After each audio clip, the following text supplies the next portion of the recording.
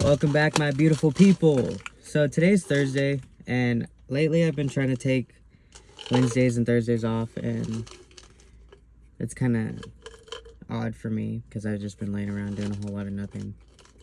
But I think that it's good to like take some time for yourself and just kind of like give yourself a nice restart so that you can actually be productive during the week. At least that's what I'm trying to do. I'm making this at night. I'm just chilling at home because I know that I'm going to be slammed tomorrow. And I make videos in the car because it just has better lighting and it's not as noisy as the AC and everything. Just better lighting, basically.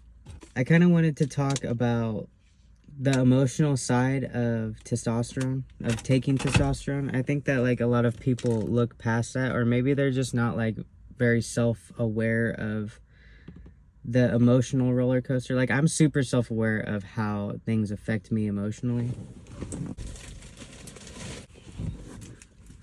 I've been taking creatine for the last like 2 months just to see if it made a difference, which I'm sure it would if I didn't have so much body fat, but I'm working on getting the body fat lowered.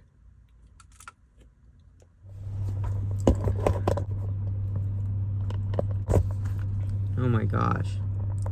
So I turned the car on and my Bluetooth hooked up to the car and it completely turned off the video. But I wanted to talk about the emotional changes that come when, like the emotional distress that you go through when you transition, I think is something that isn't talked about enough. I've been going to therapy for my whole life. So I've learned how to be emotionally intelligent, I guess, to the point where I can recognize like when my emotions are fake. And maybe that's invalidating, but I think that my hormone imbalance can make me irritable for no reason. So hence fake emotions, you know what I mean? Like they're real emotions, but it's a fake scenario. Does that make sense? I think that emotionally, you're going through this roller coaster where your hormones are going to be up, your hormones are going to be down, you're going to get to a nice level and it's going to even out, but you'll feel it. You'll feel when you take your shot and you have a lot of energy and you're high energy, you're horny, you're hungry, and you like when you have enough.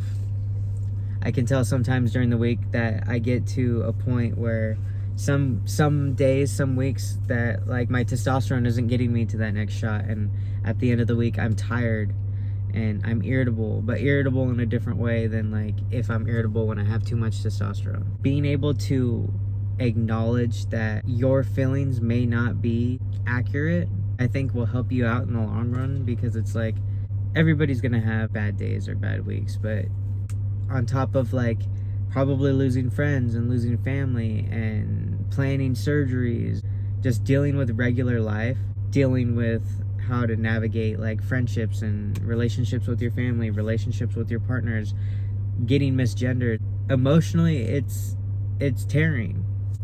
Like I could go through a surgery. I'd rather sit through bottom surgery all over again than have to feel the first 3 months of taking testosterone. I think I've talked about it before that I had I dropped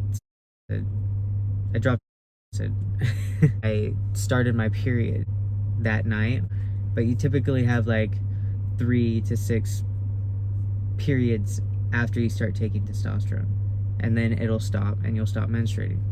But when I had my period, I just was so devastated. Like I felt, it was like when I had my very, very first period, like emotionally I was just wrenched and gutted, because it's like I want to be a man, I don't want to deal with this, I don't want to feel this, on top of like my hormones being like so far off the wall on both sides of the spectrum. It's just like it's rough, it's hard. Like I don't remember a lot of things specifically, but I do remember that, not just because I was frying balls and I was like wanting to, but like it's rough. Like, that's embarrassing to talk about. Like, I couldn't even say like tampon probably for like the first 6 months of me taking testosterone, because people get weird, man.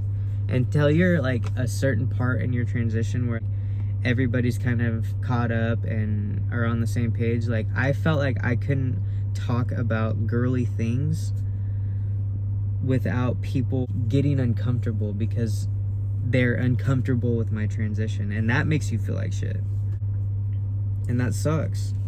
Like, it really sucks, man. And like being misgendered, and I don't know, dealing with hate, maybe if you're dealing with hate emotionally, that sucks, because you feel like you're doing the right thing for yourself, but all these other people are giving you grief. Emotions from friends and family that are around you, emotions from like a hormone imbalance, and like emotions from being unhappy with where you are in your transition, because that's going to be like a constant battle that you deal with, and that sucks, you know.